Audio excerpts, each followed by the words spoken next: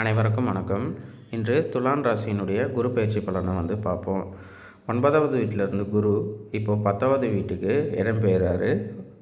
துலாம் ராசிக்கு 10வது வீட்டில் இருக்கக்கூடிய குரு பகவான் துலாம் ராசியினுடைய 2 மற்றும் 4 6வது வீட்டை பார்க்குறார்.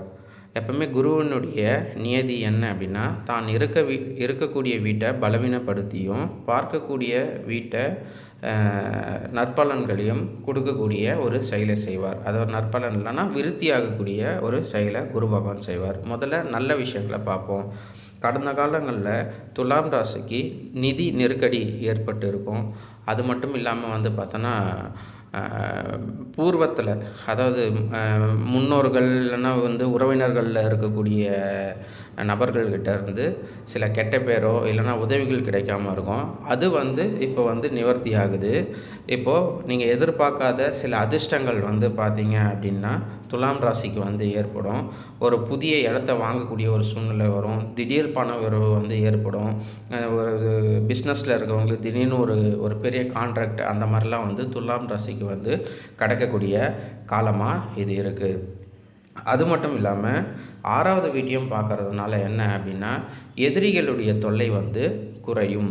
அதாவது நீங்கள் ஏதாவது ஒரு வழக்கிலேயோ இல்லைன்னா வேறு ஏதாச்சும் ஒரு சூழ்நிலைகளில் உங்களுக்கு நெருக்கடி கொடுத்தக்கூடிய உங்களை எதிரிகள் இந்த காலகட்டங்களில் அமைதியாக போகக்கூடிய ஒரு சூழ்நிலைகள் வரும்.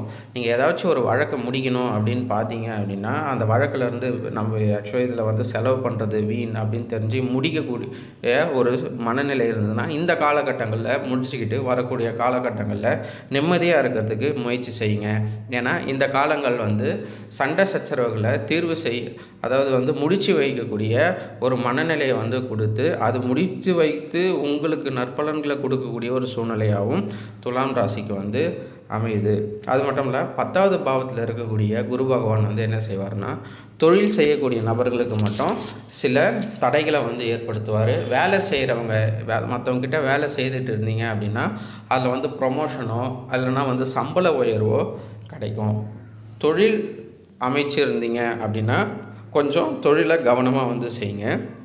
நீங்கள் அருகாமையில் இருக்கக்கூடிய சுக்கிரன் ஆதிக்கம் பெற்ற ஸ்தலங்களுக்கு போயிட்டு வர்றது நல்லது. வெள்ளிக்கிழமை அன்னைக்கு அம்மன் கோவிலுக்கு சென்று வழிபடுவதுன்றது சால சிறந்தது. அது மட்டும் இல்லாமல் துலாம் ராசிக்கு இந்த வருஷம் பார்த்தீங்க அப்படின்னா, குரு பயிற்சியோட இந்த வருஷமும் எதிர்பாராத ஒரு அதிர்ஷ்டம் தரக்கூடிய ஒரு காலமாக தான் இருக்கும். சேனலை சப்ஸ்கிரைப் பண்ணுங்கள், லைக் பண்ணுங்கள். அடுத்ததை நம்ம பார்ப்போம். மேலும் தகவலுக்கு தொடர்ந்து கேளுங்க. நன்றி.